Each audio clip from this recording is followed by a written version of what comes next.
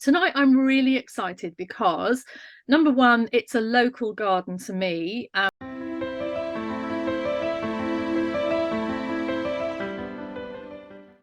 Hello, my name's Noel Kingsbury, and with my colleague Annie Guilfoyle, I run Garden Masterclass. Now, Annie and I started Garden Masterclass 6 years ago to put on live educational events in the British Isles. But with COVID, the lockdown, in April 2020, we started doing a public service broadcast. And then we've settled down to running both live events, but also with a big online content. So we do this Thursday Garden Chat once a week on a Thursday evening, 6 o'clock Western European time. And those recordings then go up on to YouTube. Now, we also do webinars. We have a webinar season that runs through from September to May. We get leading experts globally from the garden and landscape world to talk about their specialism. And of course, that's an opportunity to ask them questions. Most of those webinars are recorded and are then available through Vimeo from our website. We also put on courses. There's a course on naturalistic planting design, for example, which I do with Professor Nigel Dunnett of the University of Sheffield in Northern England. And we sometimes get involved in organising conferences. We do all sorts of things that are aimed at encouraging quality planting, quality gardening, knowledge about plants and botany, plant science, and we hope you'll join us. We have a membership scheme which gives you discounts on our webinars and live events and various other goodies, but also you can just sign up for our monthly email newsletter to keep in touch with what we're doing. We believe, and we've been told by many people, that what we do is unique. It's unique in the range and quality of people we talk to and our global reach and our diversity. So hope you enjoy this particular episode and do come back for more. Here in West Sussex. But number two, it's one of my favourite gardens because it's such a hidden gem. It's an absolute jewel in the crown of West Sussex gardens, and so few people know about it, which is a real shame. And often when I'm teaching, even at West Dean, where you assume people are fairly local and they know the local gardens, you know, I'll say to them, have you visited Highdown? And they go, no, where's that? So tonight we're going to discover Highdown. Now, some of you might have tuned in thinking it was going to be Highgrove. Unfortunately, King Charles was busy tonight, so we've got a very brilliant stand-in who is Alex New. Alex, hello. Hello. It's really lovely to have you here. And as I was saying, Highdown is such an extraordinary garden, and you're going to tell us all about it and tell us why. But I just think it's one of those gardens that they can be living next door to it and they just don't know where it is and what it's about. But it's sort of, not only for me is it an extraordinarily beautiful garden, especially in late spring, early summer, but it's such a brilliant place to understand about plants and how plants grow in incredibly shallow soil and very chalky soil, which we're going to go into. But anyway, Alex, thanks ever so much for staying on late and putting on a clean shirt and pitching up tonight. So Alex, do you want to tell us a little bit about yourself and your background before we go into the presentation? Just sort of who you are and how you've ended up at Highdown. Absolutely, yeah, it'd be my pleasure. Yeah, hi everybody. So at Highdown, I'm the curator there, which means basically that I manage the plant collection, which is an amazing collection, historical.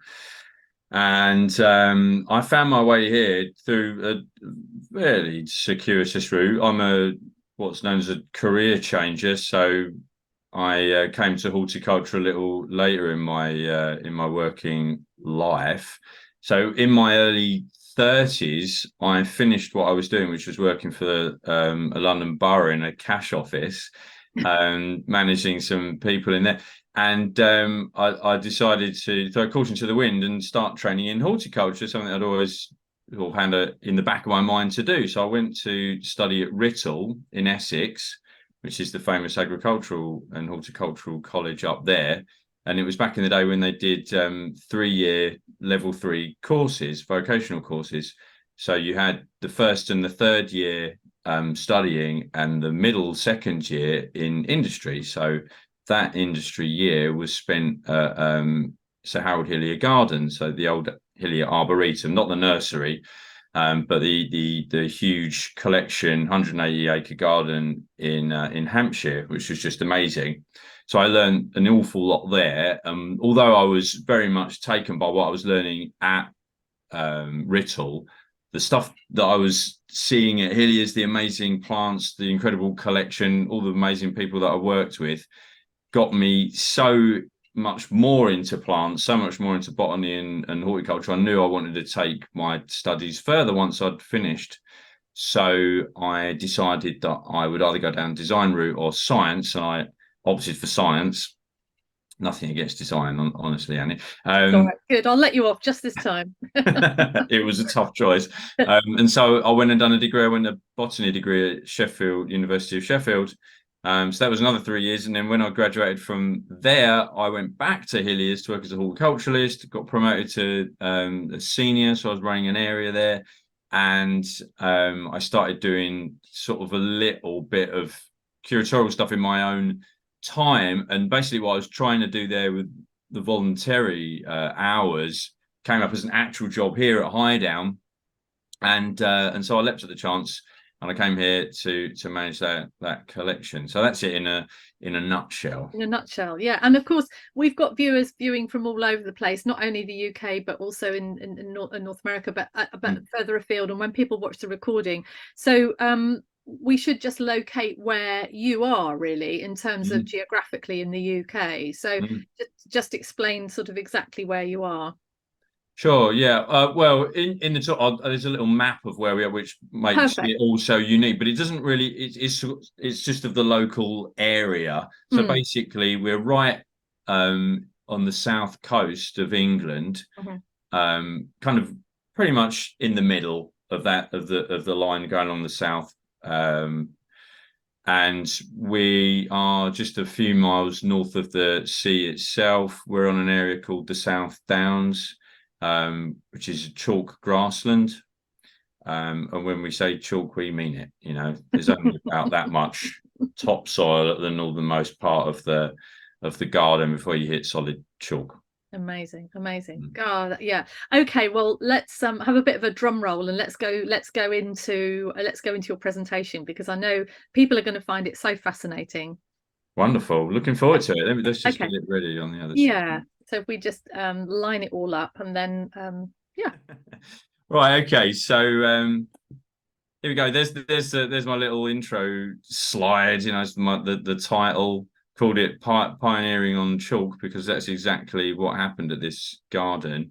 All will be revealed as we go on. Basically, the talk's in 3 parts. First of all, I'll talk a little bit about the history as the first part.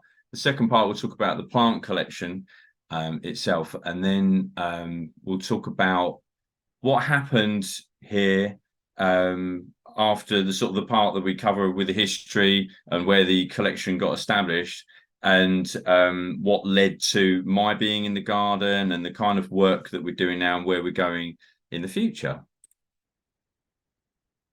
Right, so here we go. So here's the map I was alluding to earlier. Now let me just see. Can you all see that? Can you see that laser pointer? Yeah, very, very flash. Yes. Look at that. Yeah, right. Yeah. Brilliant. That's such a relief that it's working. Yeah. Now here we are. Right. So Highdown Gardens. There you see now. There's the blue bit down there, the sea.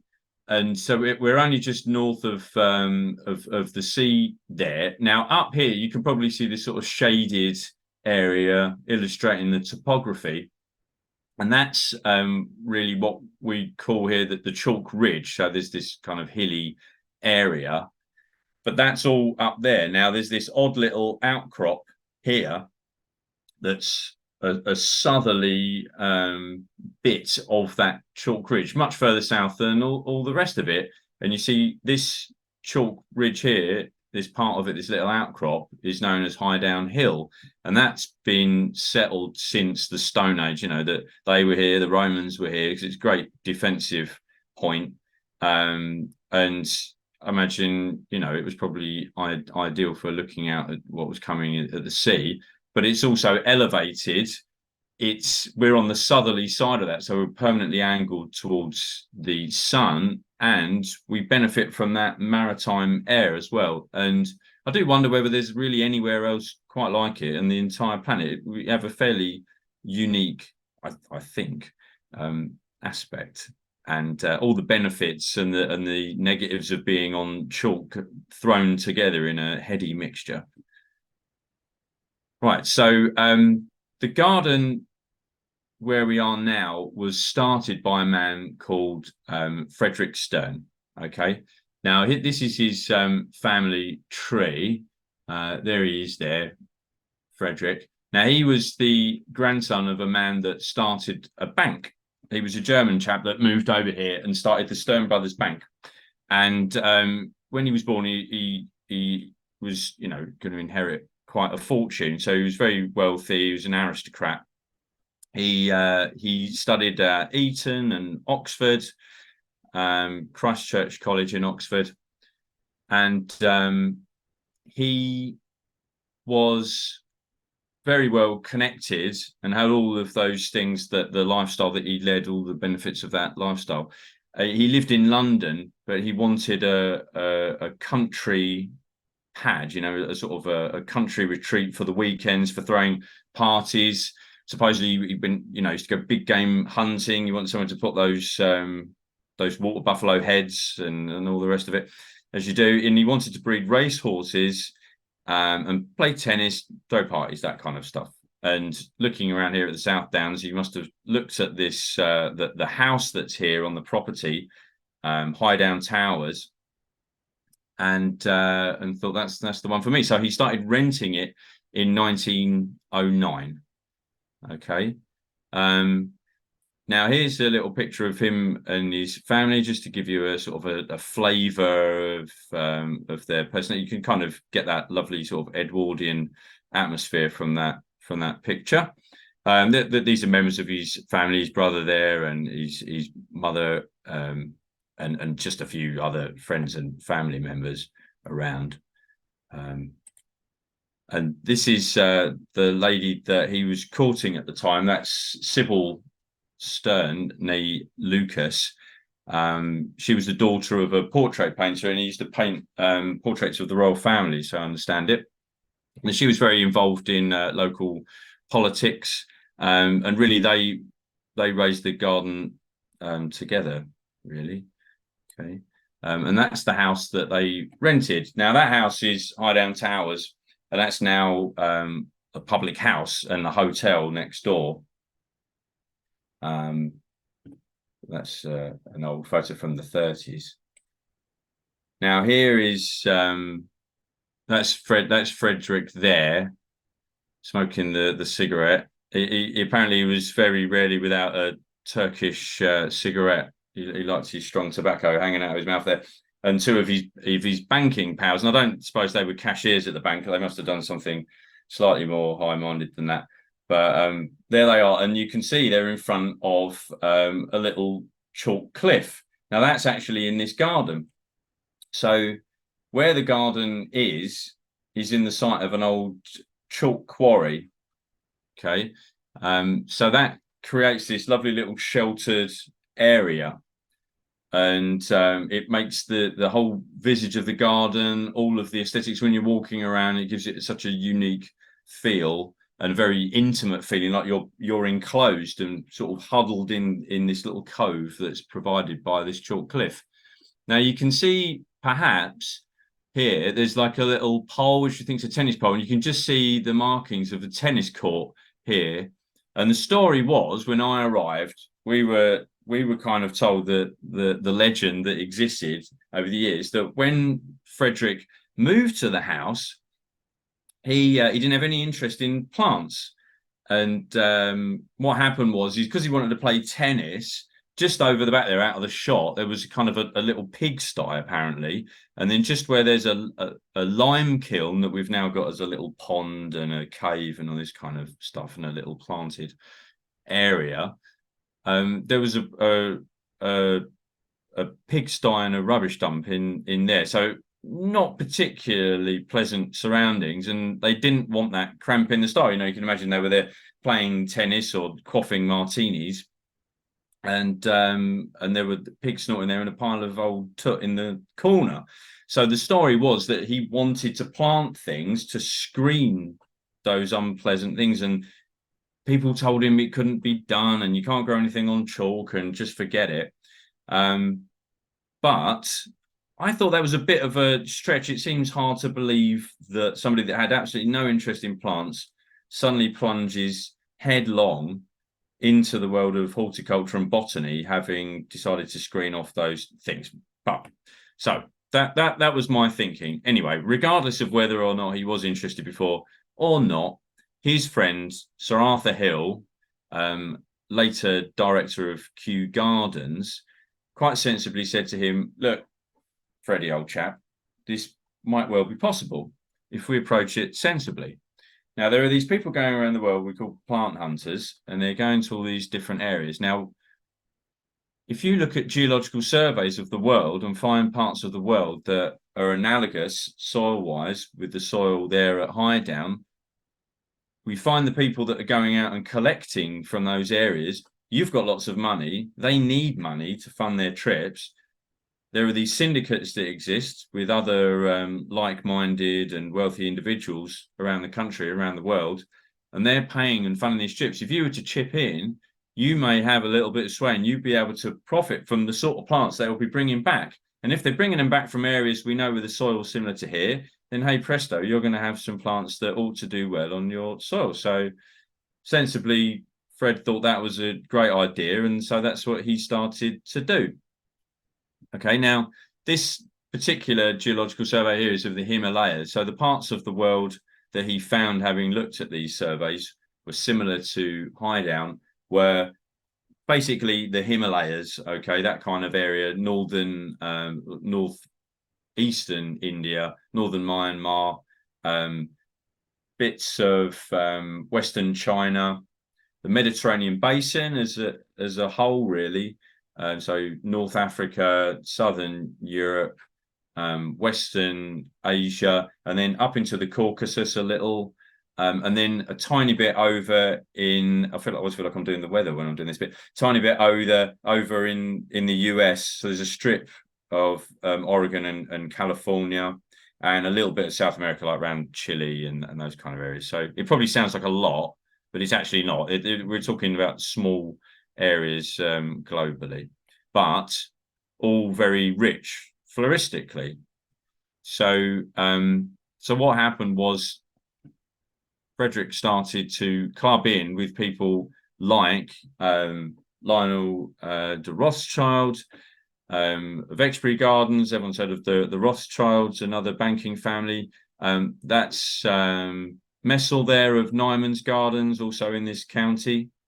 And Stevenson Clark of Bald Hill, another neighbouring garden, wealthy people that were all clubbing in. Now they've become a bit like a sort of an old boys club, and they would all be competing with each other who could get the best plants back, and they were trying to cross them with and create new things. You know, like when the Rothschild created their yellow-berried Cotoneaster, there was much celebration and all the rest of it while they were doing that. And there was all this sort of healthy competition that actually fueled great plant breeding and novel creation of new hybrids and things like that. And let's have a look at some of the people that were going out and collecting for them. So there's Ernest Wilson, arguably the most famous plant hunter that ever lived. Now he was out collecting for Veitch Nursery. So when he was collecting, it was probably a little bit before Stearn was around. Stearn and Wilson knew one another, but not from a sort of a collecting sense. He'd already sort of hung up his he's collecting tools and his kit and all the rest of it. And he'd started working at Arnold Arboretum in Boston by the time that Stearn came around, really. But he did have plants that were collected by Wilson for Veitch nurseries. We'll look at some of those later. And then you got Frank Kingdom Ward there, that was a contemporary of Stearn's. They were great friends. Somebody that's much less known, Dora Stafford, who was basically a mountaineer, but she would collect a lot in South America, collects a lot of Asteraceae from quite high altitude. And finally, Reginald Farrer, with a rather odd appendage there. He liked to dress in the local garb. And him and Stearn were great friends. In fact, he helped Clarence Elliott, this guy here, who was one of the founder members of the Alpine Garden Society. Him and Reginald Farrer helped Stearn create the rock garden here. They designed it. Now, this slide is more a group of people that were kind of like-minded individuals alongside Stearn. They were all very passionate about plants, and they collected more locally than the far-flung areas like China and places like that in South America. These were collected more in sort of the Near East, as it would have been called at the time, and Europe. You've got Edward Augustus Bowles, which some of you may have heard of. He was vice president of the RHS later in his life, and he and Stearn wrote a book, Snowdrops and Snowflakes, together, a monograph. Mark Ogilvy Grant, who was one of the bright young things, he was a prisoner of war in the Second World War. I think he was in Special Forces, and he was a great example of somebody. Now, this seemed to happen a lot, that worked for the Foreign Office, and at the same time as being a botanist and collecting plants. So basically, we think he maybe was a spy or something. I don't know. There's a bit of espionage going on there. I don't know if that is a known fact now or not, but I've got a feeling that there are a lot of people. It was a great cover, you know, if you're out working for the Foreign Office in these far-flung places and you were collecting plants, you get a great look at the way that the land lies and all the rest of it. Anyway, he was living in Greece working for the Foreign Office, and he sent back plants like Galanthus reginae Olgae, Queen Olga's snowdrop, to Stearn. And we'll have a look at that later. It's an autumn flowering snowdrops, very beautiful plant. And finally, George Percival Baker, who worked at his family's textiles company, a huge company that's still in operation today.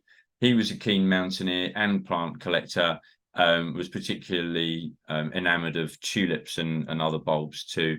And he would send and share a lot of different plant material with Stearn. And so between all these people over the years, they were sending all this plant material back and forth. I mean, some people were collecting it from the wild and sending it, and then people would be breeding these plants in their gardens or saying what they like best or finding the best selections and then sharing it with one another in their own private gardens. And these are just a very, very small handful of people that were in that kind of community of people that were so passionate about the plants and all of the flora and all of the new things that were being introduced. So many things that we take for granted now as being, you know, just part of our gardens and when we step outside, but at the time were very new and exciting.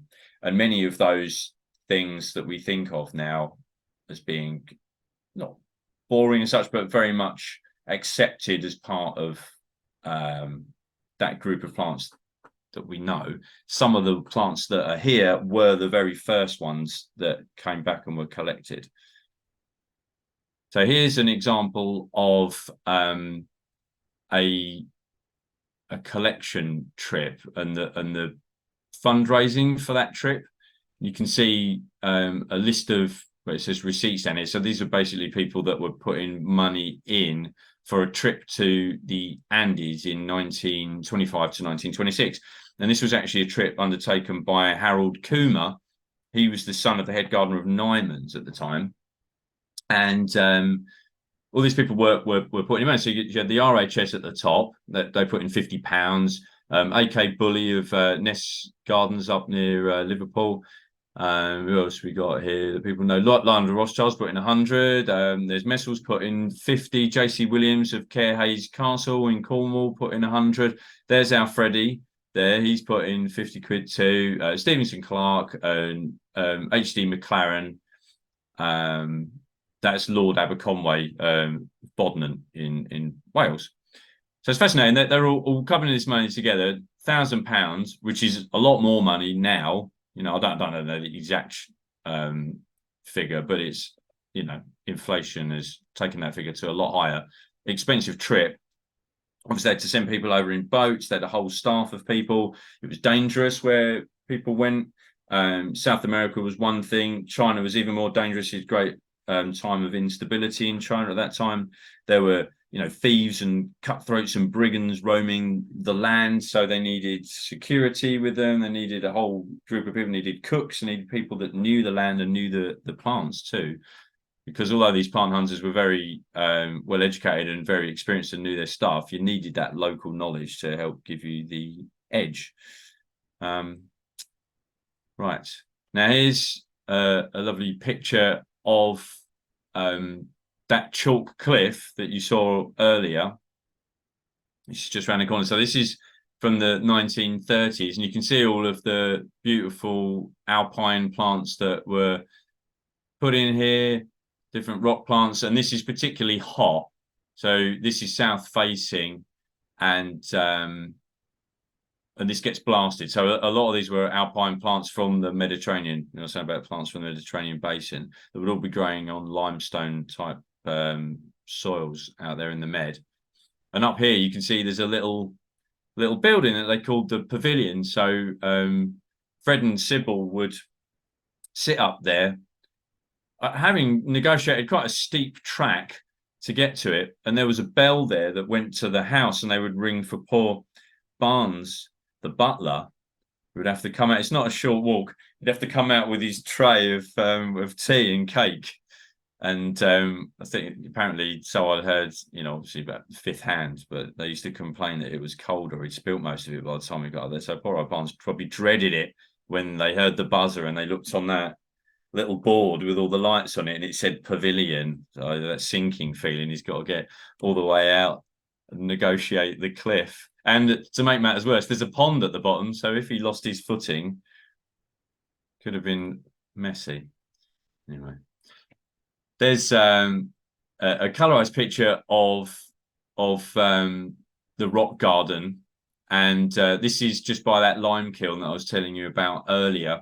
You can see it's this beautiful mixture of different textures, colors, water lilies, little dwarf conifers. Now, this area now is very much shaded out. There's a lot of trees and shrubs.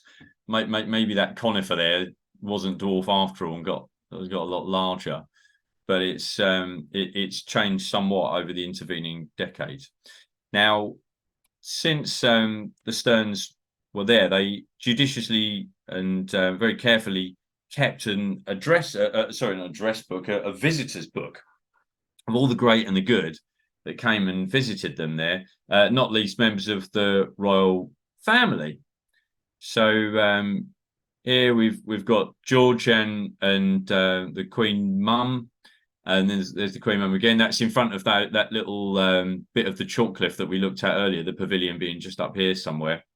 That they visited, and we also have here who was the Prince of Wales at the time, later Edward. He visited, and Sybil kept a really amazingly detailed sort of 20-page account of his visit and how poor Barnes again, she wrote in phonetic, so he said, "Oh, I'm ever Sir Humble Your Highness," when he met him. But yeah, the great and the good that came through. And you've also got here, this is Queen Marie of Romania, one of the family relatives. I don't think she was actually Romanian. I think she just, I don't know, inherited Romania. And that's Queen Mary there.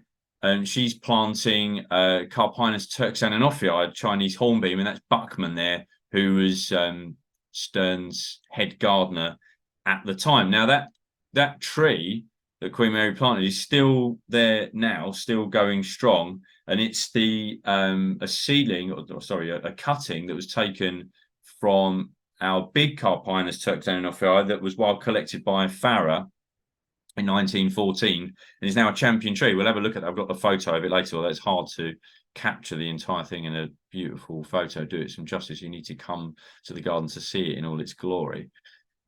And now here we'll have a little look at some of the plants, some of the books that Stern wrote about plants. The first one, his sort of magnum opus, A Chalk Garden, that is basically a year in the life of the garden.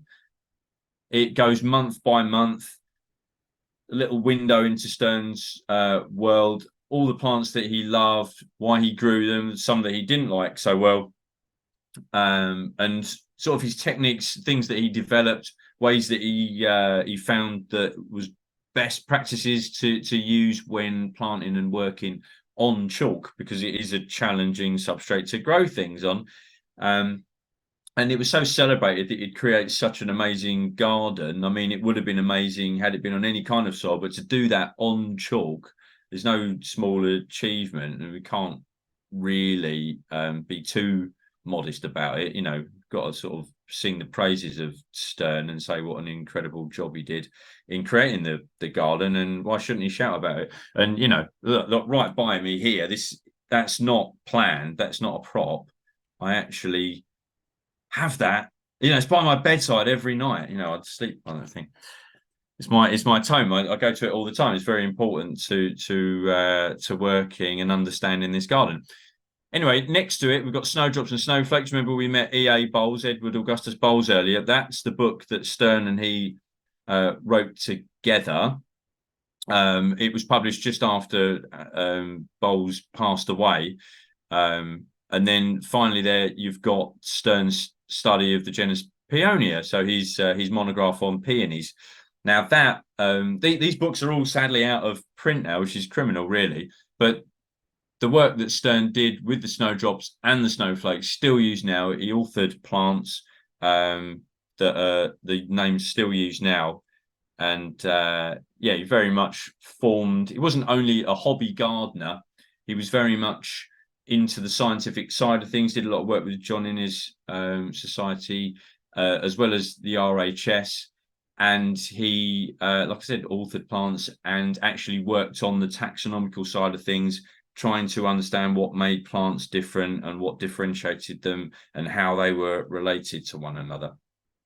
It's all very important stuff. Now, this is the last page in the visitor's book that I said. This is a sad moment where Stern passed away. So that happened in 1967, after many decades there, creating and crafting this incredible garden. And we can see not long after he passed away, there's a visit from Kew there, which is important because I believe that's when they came. That's George Taylor, who's at the herbarium, I think he was the head of the herbarium. I think he came and took a lot of our archive material, like letters, notes, photographs, diaries, typescripts, and all that kind of stuff. And that's all held in archive at Kew. There's boxes and boxes and boxes of it. That's at the Kew Library and Archive. I don't mean the National Archive, that's also at Kew. Slightly confusing. And then on the last page, there's the great and good of the local government, because what happened was that although Sybil remained living in the house, they didn't have any children, and they set up the estate. So that's the garden, the house, and a bit of the surrounding land as Highdown Estate, and they set up a charitable trust and made the local government the sole trustee. So it was handing it over to the local government at that point.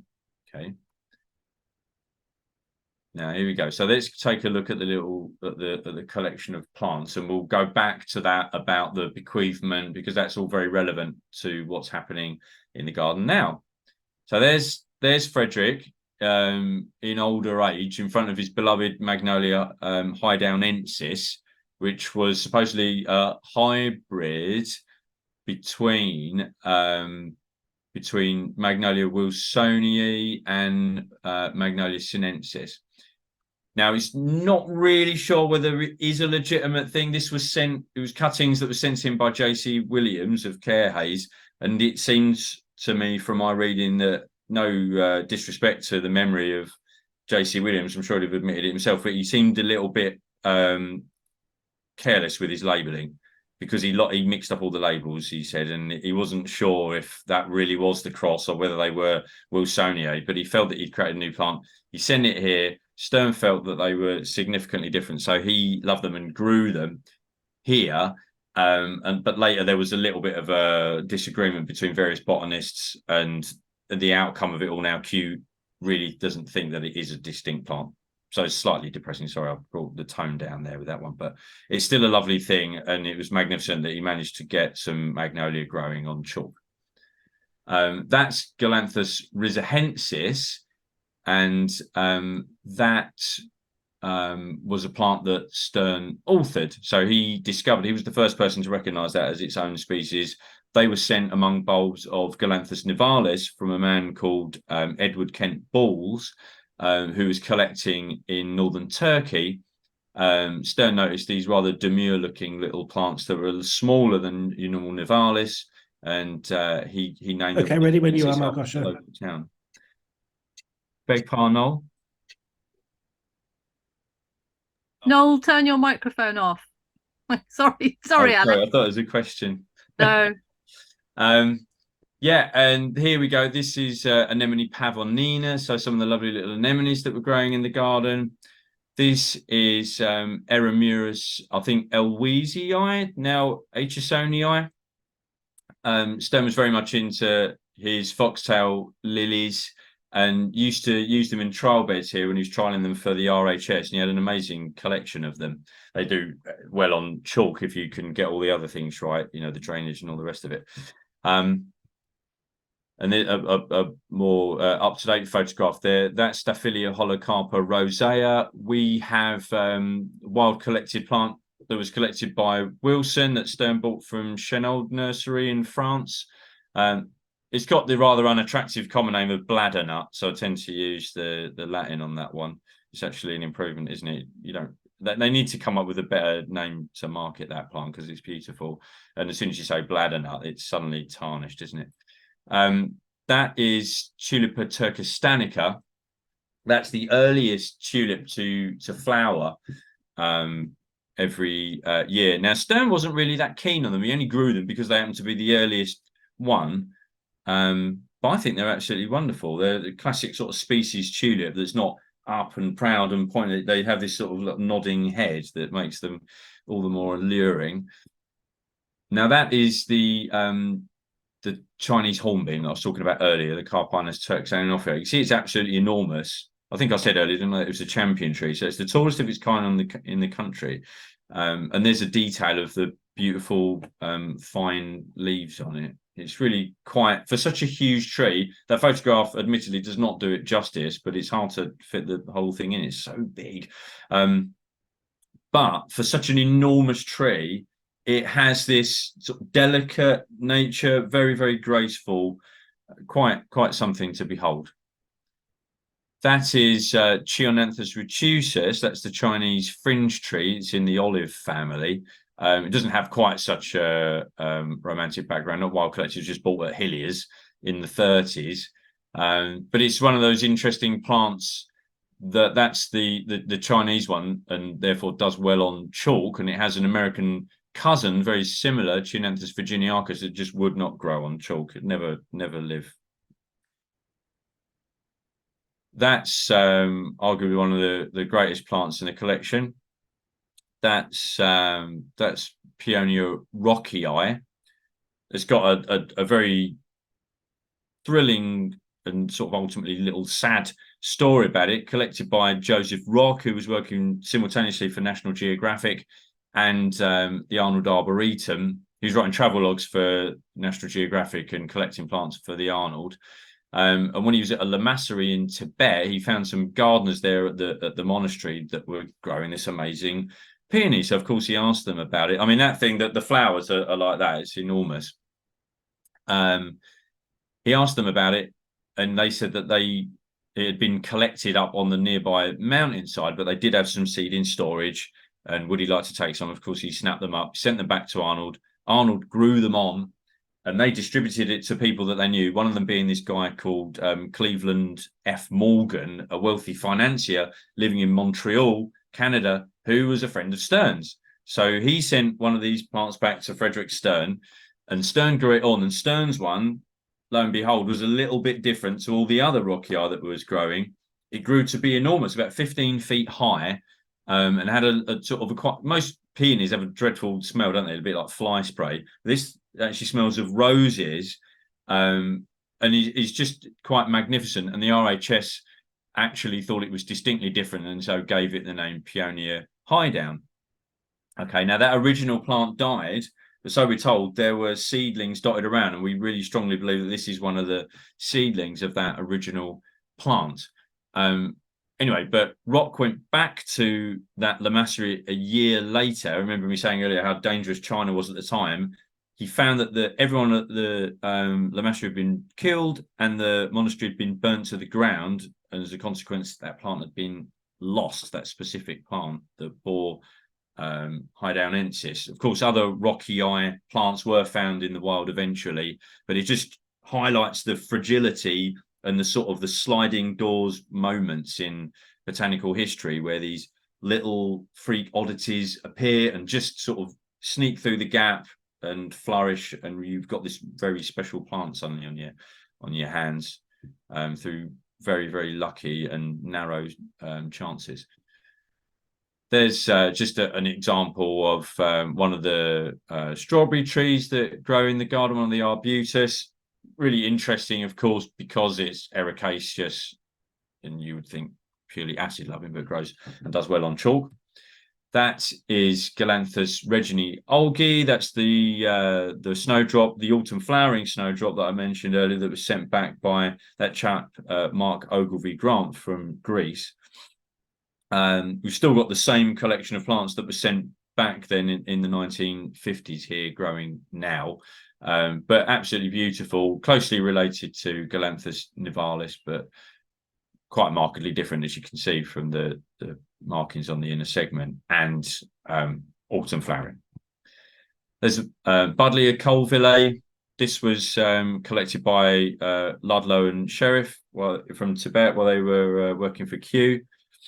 That's still growing in garden. It's in quite poor condition, but we've managed to propagate that.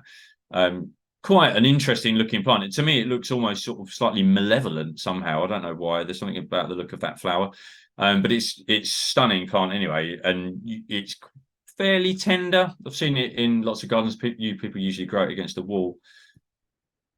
Cornus capitata. So that's Chinese flowering dogwood. I've got a couple of those in the garden. One of them, while collected by George Forrest, not sent back to. He was collecting for McLaren at Bodmin and not sent back there until after Forrest had actually passed away. But yeah, very incredible and beautiful plants. And that's really the prime specimen in the entire collection. That's our Acer Grisium. Now, of course, we all know Acer Grisium's paperbark maples. People have seen them probably in every botanic garden that you go to now. You'll see an Acer Grisium, but this is quite special.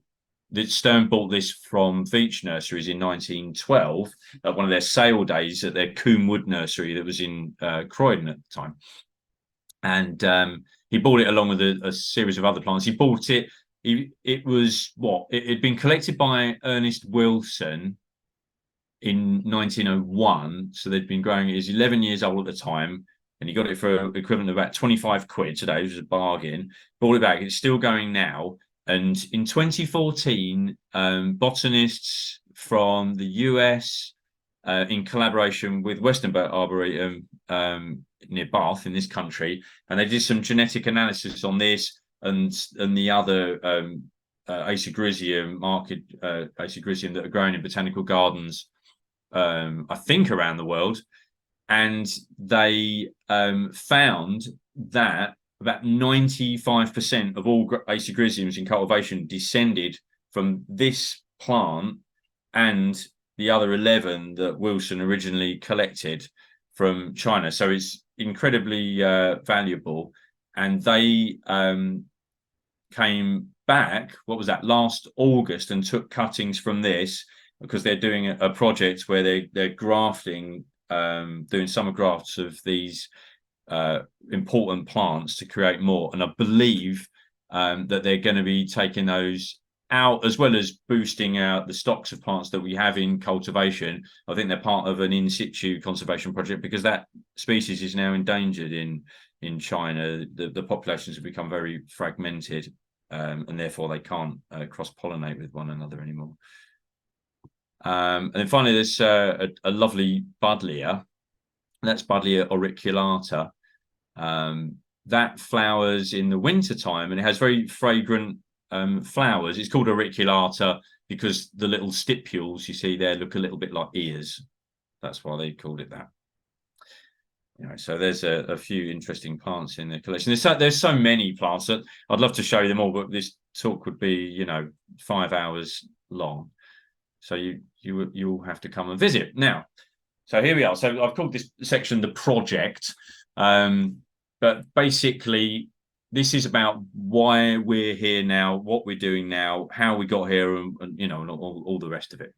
So, as I said already, Stearn passed away in 1967, and the garden was bequeathed as a charitable trust, left in the trust of the local government, and they have managed the garden ever since that time.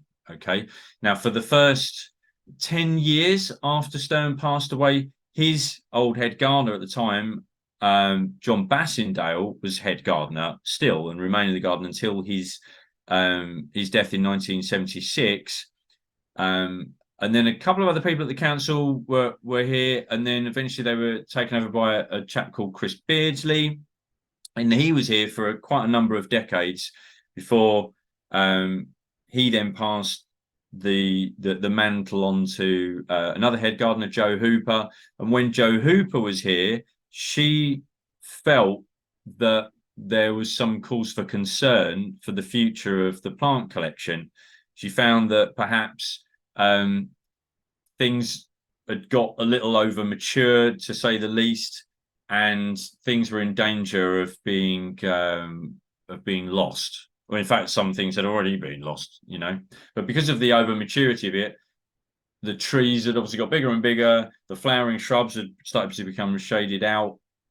And I think, from what I'm told, over the years since Stearn's death, there was this kind of idea that went down that Stearn liked everything to be kind of natural, and to look very wild and as it would, and that we didn't want to prune things, let's mow the lawns. I don't know how fair that is because I'm only getting that, sort of fifth hand as it's been passed down through the years. But that's the impression that we've been given. And to be honest with you, a lot of the plants have been left like that. A lot of the flowering shrubs are very much horizontal and in a bit of a well, in some cases, a sad condition. So here we see the old main pathways. It came as a bark chip path and a cherry tree avenue, and you can see, it's beautiful. It's very abundant, but it's not always that healthy. We have the old cold frames as they were back. I think these photos were taken around sort of 2016, something like that, 2017. This is the old glass house that had a lovely old mature collection of cacti in it. And then this is after we got lottery funding. This is what happened. So the story was that Jo was so concerned about it, she wanted to get some lottery funding in order to do something about it, to try and save the plant collection. Okay, so what they did was they applied for lottery funding and luckily were awarded it, and they were given about £1 million, and that £1 million paid for a new path so that we could increase access to the garden, because try getting along that bark chip path in a wheelchair, it was very difficult to navigate the garden. Of course, we're on a hill, so it's always a bit of a challenge. But now we've got this amazing path here that goes all the way down to a lovely sensory garden. And the money also paid for glass houses to be rebuilt. This one had completely fallen away, the old teak glass house, and it had turned into a herb garden. This area here in front of you was created. That's where those old cold frames were. We now have a lovely standing out area. And the glass house has been renovated. This is the one that was rebuilt here. The other glass house that we saw earlier, the teak one, also rebuilt, and a potting shed that was in the middle rebuilt. That long pathway leads down to a sensory garden. But, you know, don't need to explain what a sensory garden does to you all. I'm sure you're more than aware of them. And it built us a lovely visitor centre as well, where we have exhibitions and we hold talks and, you know, that kind of stuff. And it also paid for my job for a couple of years and my colleagues as well that are here. And it was my remit when I arrived to look at the collection, work out what was actually here, to calculate what the risk was to everything. So work out, I decided to work out like a value system, working out what was worth the most, obviously rarity within the collection, rarity horticulturally, botanically goes into that calculation, whether it's been wild collected and whether or not it has a historical story, whether it was originally attached to Stearn, whether he was orchestrating in bringing it into the collection, or whether it was brought in as a replacement, whether it was part of the national collection that was created. We have the national collection of plants collected by Stearn. All those things added to its value. And on the flip side, things that didn't tick any of those boxes or were so numerous in the garden lowered their value. Okay, because the national collection as it stands was defined by that book that I was telling you about, the Chalk Garden.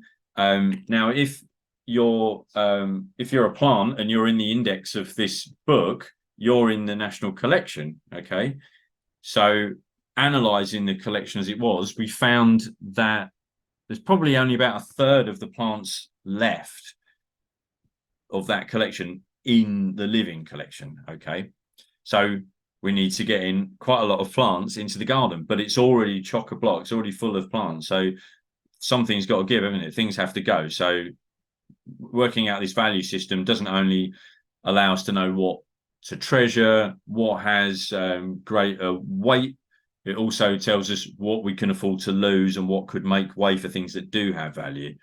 Okay. We were looking at, you know, plants like this. This is Viburnum betulifolium. That is in quite a poor state, as you can see. When that was planted by Stearn back in the 40s, you know, it was next to a smallish shrub euonymus. That euonymus is now an enormous and beautiful tree, but you see the shading from it has caused the poor thing to lurch all the way out here. So another part of my remit was to help to advise the gardeners on how to prune things sympathetically, gradually ease them back into a good shape. If they could be saved, you know, then that's great, because there's a lot of these Viburnum betulifolium in the garden. You don't necessarily need to propagate them and make more of them. We can make corrective pruning in order to save the specimens that we have. And we're also looking at things like this. This is Acer sempervirens, so a Mediterranean evergreen maple, and you can see, you know, it's got epicormic growth on it. We've got ooze here. You never want ooze, do you? That's never always a bad sign. And this is completely shaded out. You know, it's in the lee and the shade of a giant pittosporum that was once a 6-foot hedge and is now this sort of 15-foot hedge. So we were seeing things like this across the entire garden. So what we started to do was to propagate, started to prune things, and this is ongoing work. And we started to, you know, try to get in plants that have been lost. So here's an example of, this is some cyclamen seeds that were kindly donated to us by the Cyclamen Society. Here the seedlings growing, and here they are, you know, a year or so on, we're getting a really nice little collection. Stearn had about 15 different species of cyclamen in his collection. By the time I arrived here, there were probably only 3, and one of those was very, very, very tiny, very, very tiny representations, maybe 1 or 2 specimens. Others like Cyclamen repandum, we've got lots of, and Neapolitanum, we've got, Heterofolium, we've got lots and lots of, but we didn't have any Africanum anymore. We didn't have any Rolfsianum, we didn't have any Persicum, we didn't have any Libanoticum. So we've started to get those in through the generosity and a little bit of smooth talking and, shaking hands and making friends with people. Some of those people are the Millennium Seed Bank. So they've been here and they've been collecting seeds from plants. We asked them to do that in order to safeguard the collection to a further extent. And that has been invaluable because at least 2 of the plants that they've collected from have since died. I mean, we had a beautiful Cercis racemosa that succumbed to honey fungus, but they had already collected the seed from it and they've been germinating them for us. And now the Millennium Seed Bank have got some lovely seedlings of this wonderful Cercis racemosa as the direct offspring of our original. And that's they're waiting, they're ready to come back to us once they're strong enough and we can plant them back in our collection again. There's a gratuitous close-up of the label engraver, and that's the products of it. So there were a small number of labels in and around the garden, but we're starting to try and run it like a botanical garden. We've got accession numbers. You can see if you're a visitor what family the plant's in, see that it's wild collected, where it's from, in its native environment. But how do we know? How do we value these plants? How do we decide what they're worth? We've got to dig into the archive. Stearn was brilliant at making notes.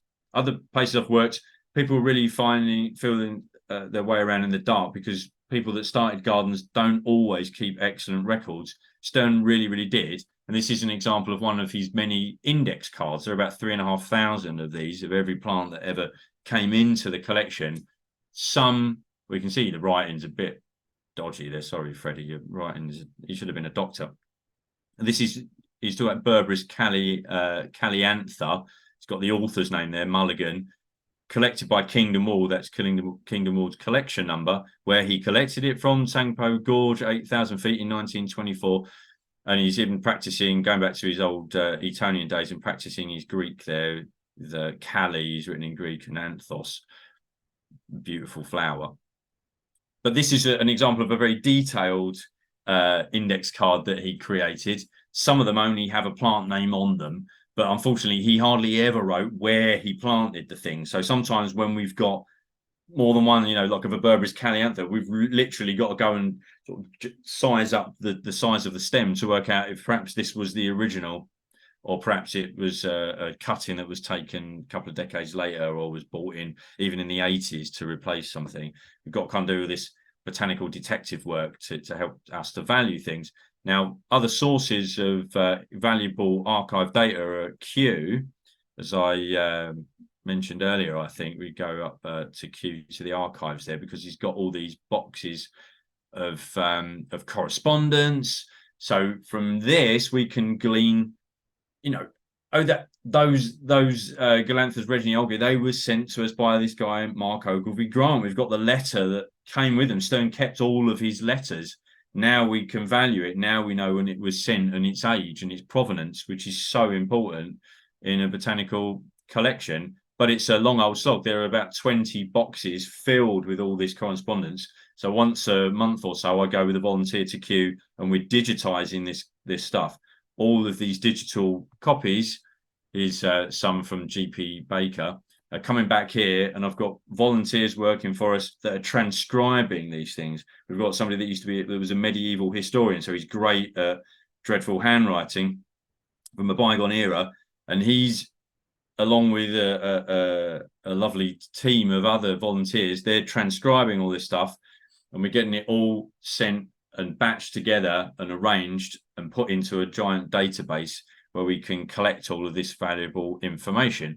And once we found the right plant that the information goes with, it will go with it on a database that will eventually be accessible by the public when they come into the garden. So there's lots more archive work to do. There's lots more research to be done. there's lots more discoveries to be made and lots more acquisitions to be got hold of. But it's very exciting, and all that's in our future. And I'll just finish it up there with a lovely photo of our prunus Thai haku that's in our middle garden. Wow, Alex, thank you so much. This has been so exciting for me because it's a local garden. You know, I've made various visits there, and I tell you what, it's filled me with joy, especially as I said in late spring, early summer. But not only, you know, that discovering these incredible shrubs, but the fact that they're shrubs, and the fact that shrubs, you know, for a long time now, people have been really concentrating on perennials and grasses, and you know, no, poor old shrubs have been ignored, and interesting shrubs have been ignored. And if you go to Highdown, oh my goodness me, you come back with a list of just the most extraordinary things that, and they're going to be hard to find, I'm guessing, but just extraordinary. A couple of things, I think we've got some questions, but a couple of things I'd like to ask. One thing you didn't mention was it's free. It doesn't cost you any money to visit Highdown. You know, isn't it? It's still free. It is absolutely free, yeah. Which is phenomenal. And you're owned by the council, but how on earth, where do you get the funding? I mean, you know, how do you how do you survive on you know, so what makes it go round? I'm just so fascinated. Yeah, well, but it's a number of different factors, really. Of course, funding is a huge issue, because running a garden of this caliber is not a cheap thing. You know, No. it's a lot of money. You need good quality staff, of which we have you know, an abundance. And but basically, I mean, funding. We had the lottery funding, as I've outlined, but that funding period has since elapsed. The local government were, you know, Ada and Worthing Council are very generous. They pay all of our salaries, and they pay a general, give us a general budget for operations every year. But since the lottery project, our ambitions have grown beyond that basic level of you know, maintenance operations. So we do need further funding. So basically, we're looking at all manner of different funding avenues. We're going to be looking at working alongside Brighton University, hopefully, with some exciting work. But they've got some ideas about where we might be able to go in the future.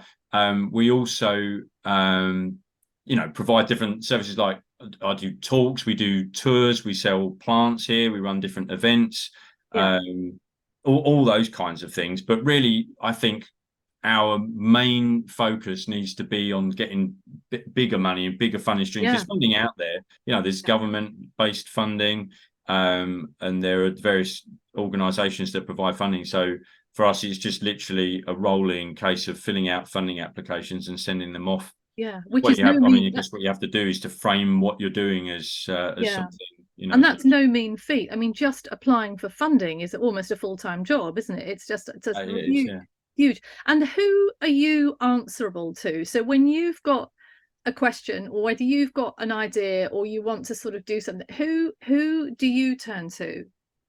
Well, my boss, her name's Gwen. She's there for me. She's the manager. So it's her. You know, she's the custodian of the garden. Right. So you do have someone to kind of discuss things with, and because I imagine there's quite a, you know, not dilemmas, but you must come up with so many things of, you know, trying to preserve this, where do we find that, you know, there's a lot of stuff to do, isn't there? And you know, do you have the support, you know, how you know, do you, it's just a fascinating role altogether, really. Yeah, it is. Oh no, yeah, we get amazing support. The local government right across the board are hugely supportive. Yeah. At the department that we sit within, we work with them frequently because it's such a beautiful spot. It's great for them to visit as well. They're very, very interested in what we're doing. Yeah. Really, you know, this garden is, you know, the jewel in the crown of the local area. It certainly is. And we feel very loved and appreciated by all the people that live here, and all the people that make the decisions above us in the council. They're very much behind us, and that Great. goes for employees all the way across to the councillors themselves. Good. Oh, I'm glad that you do have that support. It's so fantastic to hear. It really is. I mean, we're so Here's used to. Noel. Finally, Noel. Yes. Hello. Yes. Sorry. I've only just got in. We've had a crisis to deal with. So, but I've been been listening to snatches. As I was saying, it's wonderful to have. We're so often used to moaning about local government, and yet really so much of our heritage should be managed by local government to make it open to everybody. And it's really wonderful to hear that you've got this level of support. Yeah, there are a couple of questions actually. Rachel Parrish she's definitely on my thinking. First of all, she wanted to ask how old was Fred when he died? Well, he was in his 80s.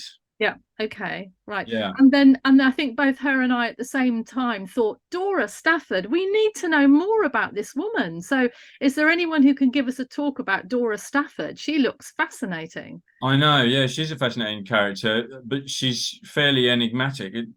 I haven't found a great deal about her, Right. but she certainly submitted lots of herbarium specimens, I believe, to Kew, and certainly the British Museum. That their collection's now managed by the Natural History Museum. Yeah. But yeah, I mean, fundamentally, she was a mountaineer. Yeah. That was a primary, thing that she spent her time doing. But you can't help but wonder whether the fact that we don't know so much about her is because she happens to be female. Exactly. I don't know. Yeah. No, I mean, I wonder if there's a biography of her. That would be interesting to know. And as Rachel puts it, I'm fascinated to find out more about Dora Stafford and Mark Ogilvy Grant. I think there's a screenplay in this somewhere. So yeah, hopefully. Mark Ogilvy Grant was the inspiration for, I don't know, I've never read it, but it was one of the inspiration for one of the characters in Brideshead Revisited. Ah, right. You knew Evelyn Woe. Yeah. But yeah, as I said, he was one of the bright young things. You can definitely find a lot about Mark Ogilvy Grant online. Yeah. There's lots of fun, it must have been daring and do. It must have been such a fascinating time, that Edwardian period, with these people who had money. I mean, de Rothschild and everybody sort of, and their love of plants. I mean, my goodness me, wouldn't you just love to go back and kind of eavesdrop on a dinner party there and just, hear a little bit I would. about what they were up to? I mean, I really would. Yeah. I mean, you get a little flavour. It's fascinating, to be honest. I don't really read the letters because I haven't got time at the minute. You literally go, is there the name of a plant in that letter? If so, take a photo of it. But occasionally you spoil yourself by digging into one. And just the language that's used and the salutations that are used as well. It was a very different era. Oh, absolutely. And there's also a lovely comment, and I don't know who it's from because it's iPad, so there's nobody identified, but it said, what an amazing and interesting lesson about this beautiful garden. Thank you, Alex, for sharing. Thanks, iPad. And I want to say thank you again. It's just it's so nice for me to be able to share this with everybody as well, because I feel such a strong love of this garden, and if you haven't been, please go. And it's not that difficult to find. It's a little bit tucked away, isn't it? But it's if you know roughly where it is, it's not too hard to find. It's not difficult to find. No, well, I mean, we're ever so slightly off the beaten track, but it's not that difficult. I mean, we're on all the maps and there's signposts and all the rest of it. Oh yeah, definitely, you must come and visit. You can't, as much as I try and convey what it's like to be here through the talk, it's impossible, to be honest with you. You have to come. I mean, what people say about the garden is it just feels like there's little rooms. Yeah. When you showed that. But when you showed that first photograph of that chalk bank, and I know what that looks like now, I mean, that was absolutely mind-boggling, because you've got no idea actually that you're in a chalk quarry. You think you're in this wonderfully lush garden, and you've no idea how shallow the soil is. It's such an achievement. And I think for anyone who's gardening on chalk, it's an absolutely must-visit garden for sure. Oh, it is, yeah. Just to see what can grow, for the obvious side of it. And it's a surprisingly broad amount of plants that can grow. I mean, before we were live, we were talking, weren't we? And people talk about what's a chalk loving plant, and there's no such thing really as a chalk loving plant. There's just the plants that will tolerate chalk, but the plants that will tolerate are very, very numerous indeed. But so it's not only looking at that variety and realizing how much freedom you've actually got if you happen to find yourself on chalk, but to learn about the techniques, to learn about the history, and to go into the visitor centre. For example, Stearn found out through this area called Musgrave's Corner where there was a particularly eroded part of the cliff, and there was a lot of chalk rubble at the base. His friend Charles Musgraves, who was one of the eminent gardeners of the time, saw that there were much more weeds and things growing there, and many more seedlings seemed to be popular in there. And they realised it was because of the rubble, and that plants were able to get down through those little cracks and fissures that were there in the rubble to get to the water source better. So instead of what they had been doing is just digging a planting pit and putting your tree in there, they started to go at the substrate with a pickaxe and fracturing it, and then planting on top of that. The results that he saw were just amazing. Yeah. In a year or two, rather than things suddenly turning their heels up and going yellow, things were thriving and growing, going leaps and bounds. So that became the practice that's still used here now. Oh, interesting. Yeah. Well, Alex, I could talk to you all night, but I know we've got to let people go. And I'm absolutely sure we're going to do something with you next year, because it's got, it's such an amazing place. So we will definitely be in touch to do more with you. Yes, I love that. And the combination of history and the combination of interesting plants and an unusual environment, it's all the right ingredients for such an enjoyable and such a great learning place, isn't it? It's just great. So absolutely, it is a little lesson in itself. Yeah, you must be thrilled to be in the position you're in. Oh, I'm pinching myself. I'm very, very lucky. Yeah, it's quite a unique. Well, it's a very unique garden and a unique role, really. Yeah. So, well, listen, thank you again very much indeed. Thank you, Alex. Thank you both. Thanks everybody. Thanks for listening, and hope to see you here soon. Well, definitely, and we'll definitely be in touch, Alex. All the very best. Take care. All right, take care now. Bye-bye. All right, take care. Bye-bye. Bye.